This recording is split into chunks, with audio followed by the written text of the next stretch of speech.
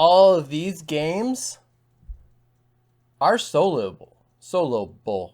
Soloable. I can play them by myself.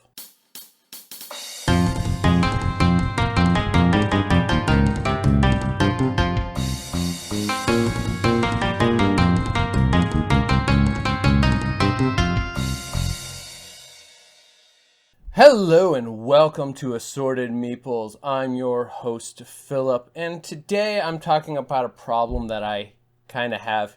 My problem is not the two giant stacks of games right here around me.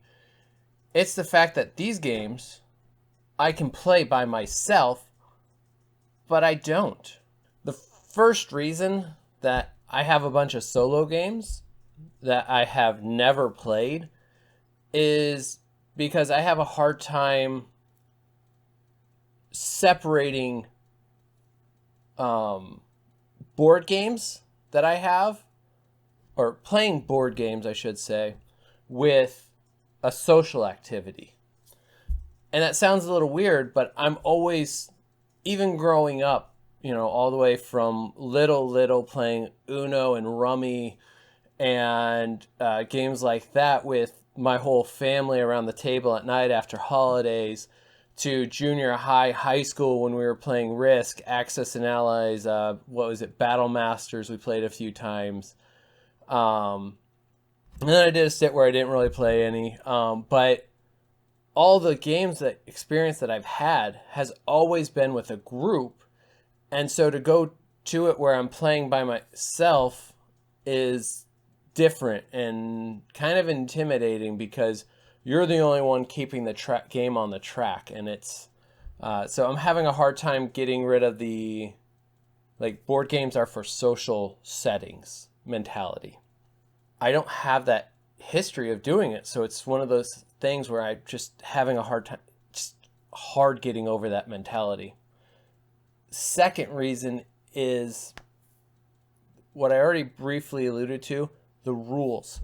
I do good with rules. Once I learn them, I got them down, but the finer print of rules gets a little hard. Just a couple examples. So Gaia Project down here on the end, I'm not sure if it's clearly visible. It has a thing where when somebody builds within 2 spaces of you, you can cycle your power. Now, if you know what that means, you know what it means. Otherwise, it's falling on deaf ears. But if they build within 2 spaces of you, you can cycle your power. Well, you can cycle how many power you can or you want to based on the size of structure. It's not clearly defined that you can do that, even in the multiplayer, so let alone the solo. So I have to go digging through the research to figure out how to play it. Finally got a good answer. And it was, I got a couple games in now, and it is actually a very fun, hard puzzle to figure out as you're playing that one. And then Small Star Empires, I've actually played this solo. My wife wanted me to hang out with her, and I'm like, cool, you're going to be doing things, and I'm going to be twiddling my thumbs.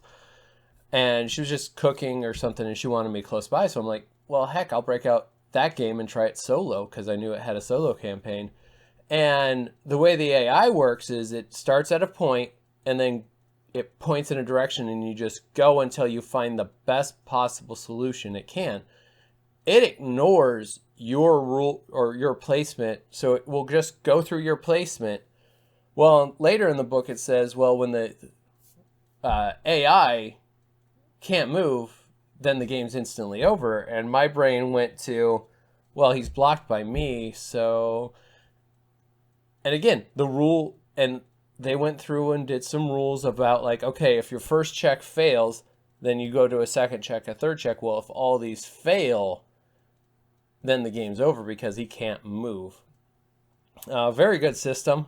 Very simple when you think about it.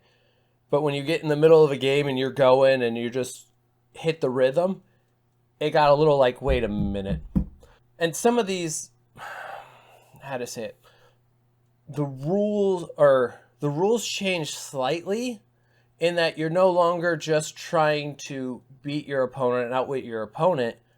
It becomes a puzzle all the way through, and that changes the dynamic of the game a lot. Now, that doesn't sound like a lot, but I'm not in a game for the puzzle. I'm in the game for the competition. And when you remove that competition, it becomes a lot more challenging for me to work through that puzzle. Because in a game, when I'm playing other human players, I can play off their weakness, I can play off their strength, and I can get better results using a slapdash system of alternating choices between ruining their day and advancing my own strategies. So those are kind of my problems with getting started in solo. Now, I'm part of a solo group where they love it. They play games and they choose games for the primary reason that it has solo mode, and they're going to get it to the table more because they can play it by themselves, because their immediate group of friends and their immediate circles of people around them don't play board games like they do. Of these games that I have on the table, Villainous is probably the most fun that I've actually got to play solo. 2-player, I would never play this at like 4 on up. I think 2 players where it shines. And questionably, solo is even better because you don't have any downtime. It's your turn, your turn, your turn. And you're just trying to beat a clock while the cards play everything against you. And I played some of the easy villains, and it's a clock against you. I have Terraforming Mars Ares Expedition. I am curious to see because I've never played the original game, so this is kind of a cheap break-in for me. Seven Wonders Duel, they printed a solo mode when the COVID first hit. Sagrada actually has a built-in solo system where you are just trying to beat the dice score from the score tracker. Skyline Express has a solo version. I have not looked into it much.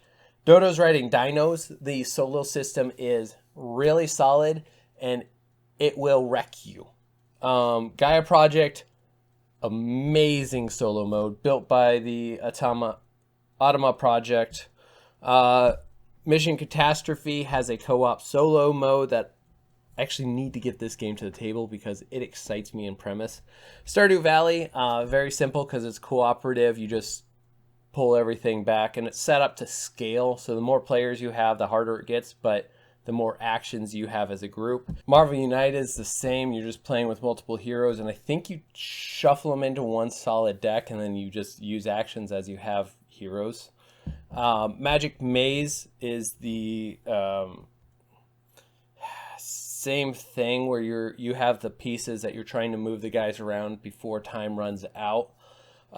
Ghost Fighting Treasure Hunters, you play all the characters basically, and you're trying to get them through making it's just a big puzzle even with multiple players because again it's cooperative in nature. Red Rising is a card drafting game, so you're just trying to beat the system as it grows itself.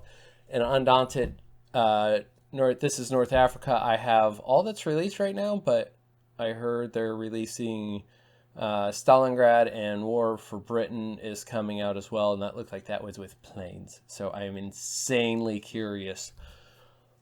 The whole Undaunted system is really clever, and from reading the rules, it's very simple. I need to get out the solo rules and solo campaigns so I can get going on that. So yeah. And Railroad Inc. is a roll and write that I love, and any roll and write can be a solo game that I know of. You can just pull it out, play it by yourself, and just keep a tally of your high score. So these are just a selection from that I found that I'm like, oh, I know that has solo. Yoink, yoink, yoink. But yeah, those are kind of my reasoning. Like, my wife's not always up for playing a game. The rules, I get scared about the rules quite a bit, and sometimes you're just not in the mood for a puzzle. And that's what a lot of solo games become a part of, is a solo.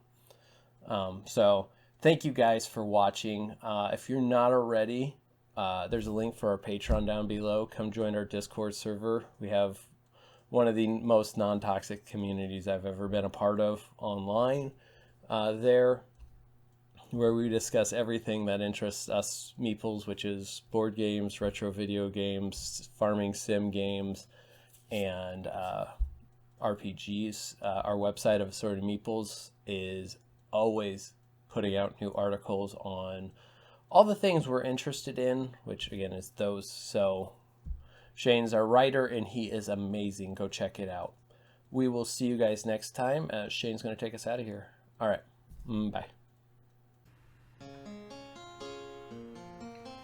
If you like what you just saw, please support us by hitting that like button and subscribing to our channel for more great gaming content.